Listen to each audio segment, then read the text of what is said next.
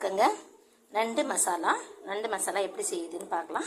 நான் 1 கிலோ நண்டு எடுத்துருக்கேன். அதை நல்லா கழுவி சுத்தம் பண்ணி அதில் கொஞ்சம் மஞ்சத்தூள், மிளகாய்த்தூள், கொஞ்சம் உப்பு போட்டு நான் அதை குளிக்க வச்சுருக்கேன். ஏன்னா அப்புறமா நம்ம செய்யும்போது எடுத்துக்கலாம். அதுக்கப்புறமா நம்ம மிளகாத்தூள் போட போகிறோம். அதுக்கப்புறம் தக்காளி ஒரு 2 பெரிய சைஸ் தக்காளி அரைச்சி எடுத்துருக்கேன். வெங்காயம் 2 பெரிய சைஸ் வெங்காயம் 2 அரைச்சி எடுத்துருக்கேன். கொஞ்சம் பெருஞ்சீரகம், கருவேப்பிலை, இஞ்சி பூண்டு பேஸ்ட்டு கொஞ்சம் நிறையாவே போடுங்க. அப்போ தான் அந்த கவுச்சியும் இருக்காது, டேஸ்ட்டாகவும் இருக்கும். அதுக்கப்புறம் 1 டீஸ்பூன் மிளகு, ஒரு 1/2 டீஸ்பூன் பெருஞ்சீரகம் இதை எடுத்து பவுடர் பண்ணி அதை வச்சுக்கோங்க.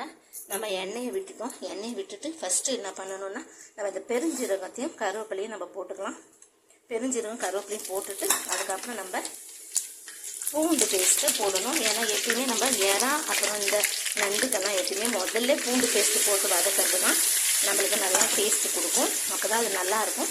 இது எல்லாத்தையும் நம்ம இந்த இஞ்சி பூண்டு பேஸ்ட்டு வதங்கின உடனே நம்ம வெங்காயம் போடுவோம். வெங்காயம் போட்டுட்டு அது நல்லா எண்ணெய் பிரிஞ்சு வர அளவுக்கு அந்த வெங்காயத்தை நம்ம நல்லா வதக்கலாம். எண்ணெய் பிரிஞ்சு வதங்கின பிறகு அதுக்கப்புறம் நம்ம அந்த தக்காளியை எடுத்து நம்ம அதில் ஊற்றிக்கலாம். தக்காளி எடுத்து ஊற்றி அது நல்லா வதங்கினதுக்கப்புறம் கொஞ்சம் மஞ்சத்தூள் போட்டுக்கலாம். மஞ்சத்தூள் போட்டுட்டு அதில் நம்ம ஆல்ரெடி நம்ம மிளகாய்த்தூள் கொஞ்சமாக தான் போட்டிருக்கோம். நம்ம வெறும் மிளகாய்த்தூள் நம்ம காரத்துக்கு ஏற்றாப்புல வெறும் மிளகாய்த்தூள் கொஞ்சம் போட்டுட்டு நம்ம வீட்டு குழம்பு மிளகாய்த்தூள் கொஞ்சம் போட்டுக்கிட்டு அந்த கொஞ்சம் வதக்கி விட்டுட்டு மறுபடியும் அது எண்ணெய் பிரிஞ்ச அளவுக்கு வதக்கி விட்டுட்டு அதுக்கப்புறம் நம்ம நண்டு எடுத்து போட்டு தேவையான அளவு தண்ணியை ஊற்றி அதை நம்ம உப்பு கொஞ்சம் ஆல்ரெடி போட்டிருக்கோம். டேஸ்ட்டு பார்த்துட்டு அதுக்கு தேவையான உப்பை மட்டும் நீங்கள் கொஞ்சமாக போட்டுக்கோங்க. போட்டு அது நல்லா வேக விடுங்க. அது நல்லா கொஞ்சம் நல்லா வெந்து கொஞ்சம் இதாக ஆனதுக்கப்புறம் நம்ம லாஸ்ட்டாக நம்ம இறக்கும்போது நான் மசாலா மாதிரி தான் செய்கிறேன்.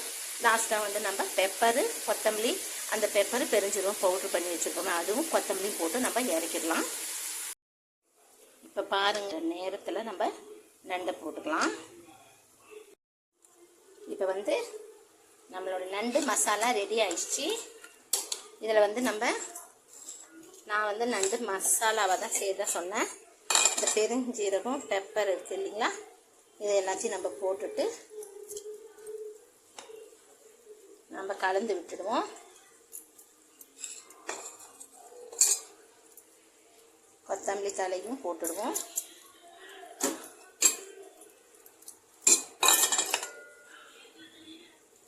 பவுடரையும் போட்டுட்டு பெப்பரு அந்த பெருஞ்சீரகம் பவுடரையும் போட்டுட்டு நம்ம நல்லா கிளறி விட்டுட்டு இறக்கிட்டோன்னா இந்த சூட்டுலேயே நம்ம கிளறி விட்டு இறக்கிட்டோன்னு வச்சுக்கோங்க.